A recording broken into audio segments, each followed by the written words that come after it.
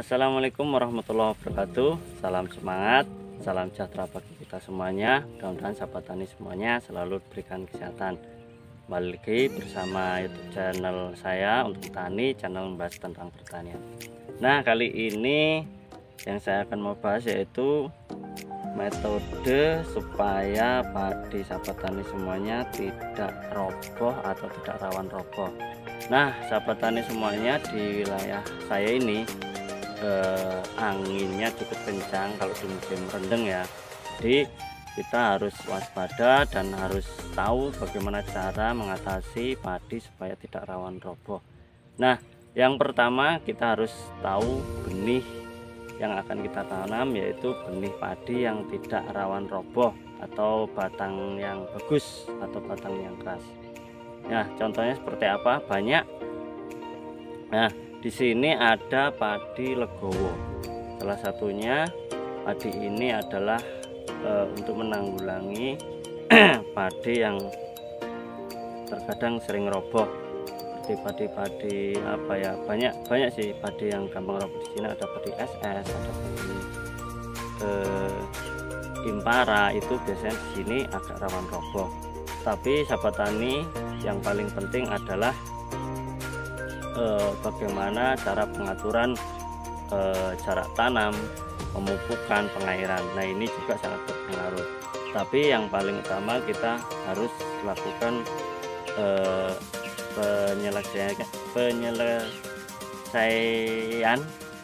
penyelesaian harus diseleksi dulu ya, diseleksi supaya sahabat tani semuanya bisa menanam bibit yang unggul dan tidak rawan rebah. Nah, di belakang saya ini adalah padi legowo. Padi legowo saya sudah mulai meteng, ini meteng gunting tua, misalkan 1 minggu lagi nanti sudah mulai jebol. Nah, itu yang pertama tadi ya sahabat tani semuanya, kita pemilihan benih. Terus yang kedua kita pengaturan jarak tanam. Sahabat tani semuanya perlu diketahui jarak tanam itu sangat berpengaruh, karena dari pengalaman saya menanam padi dulu, saya pernah nanam padi, yaitu padi padi rojo lele. Nah, padi rojo lele ini dia rawan rebah di wilayah saya sendiri ini. Nah, karena saya bisa mengendalikan dengan cara pengaturan jarak tanam, alhamdulillah padi saya tidak roboh. Dan ada sahabat-sahabat tani di sebelah kanan kiri saya itu pada roboh. Nah, itu salah satu pengaturan jarak tanam, pentingnya jarak tanam. Itu yang kedua. Masih yang ketiga, kita lakukan pemupukan yang berimbang dan tidak ngawur ya intinya.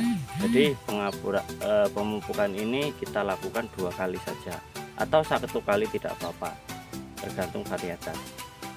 Yang ketiga ini yaitu tadi ya, supaya padi kita itu bisa beranak banyak dan tidak rawan roboh. Itu pemupukan di umur 15 hari atau kurang dari 15 hari tidak apa-apa. Umur 10 hari dipupuk itu lebih bagus. Terus kalau di padi yang agak pendek itu umur 25 harus sudah dipupuk 2 kali. Dan yang umur dalam itu bisa 30 sampai 35 hari baru pemupukan kedua. Nah, itu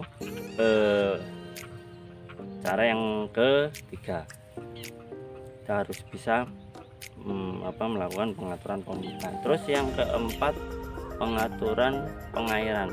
Nah, pengairan ini sangat penting, karena kalau pengairan ini selalu terendam, kalau padi kita ini padi yang rawan roboh ya, itu bisa menimbulkan batang ini lebih lembek. Karena apa? Dia selalu tergenang air dan rawan patah kalau terkena air.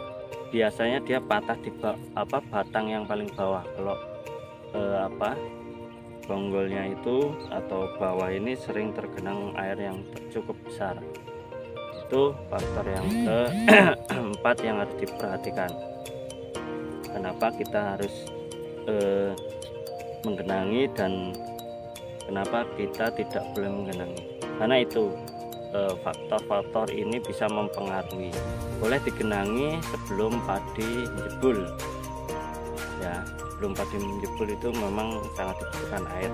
Terus setelah menjebul, biah itu harus dibuang supaya padi kita nanti seketika terkena angin batang itu sudah keras. Dan seandainya terpaksa bisa roboh, itu bisa diselamatkan. Karena apa? Lahan kita itu sudah kering. Karena dulu saya pernah nanam padi apa ya dulu itu, padi saya lupa dulu, padinya memang bagus tapi rawan roboh. Karena sahabat-sahabat tani semua di wilayah sini itu gampang roboh juga, dan alhamdulillah sekitar 75% itu banyak yang roboh. Tempat saya juga terkena roboh, tetapi alhamdulillah hasilnya masih bagus. Karena apa? Tertolong dengan pengairan saya saat padi mulai biah itu sudah saya buang, dan tanahnya kering sehingga kalau roboh itu tidak terkena air atau terendam air. Kalau seandainya tidak dibuang bisa fatal, bisa terendam air dan tidak bisa dipanen. Nah, itu ada 4 faktor yang harus sahabat tani semuanya penuhi. Nah, mudah-mudahan tips ini bisa bermanfaat. Sampai di sini saja. Saya Iri. Assalamualaikum warahmatullahi wabarakatuh. Salam semangat.